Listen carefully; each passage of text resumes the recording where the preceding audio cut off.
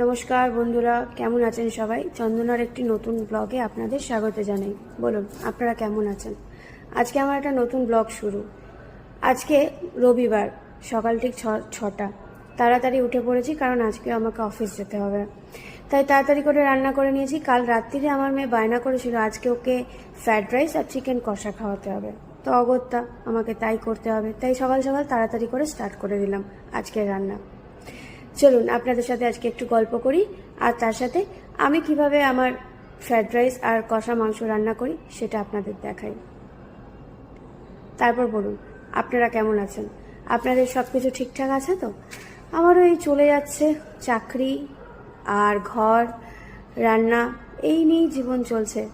নতুনত্ব কিছুই নেই জানেন তো। অবশ্য আমাদের মতন মিডল ক্লাস ফ্যামিলিতে নতুনত্ব থাকেও না।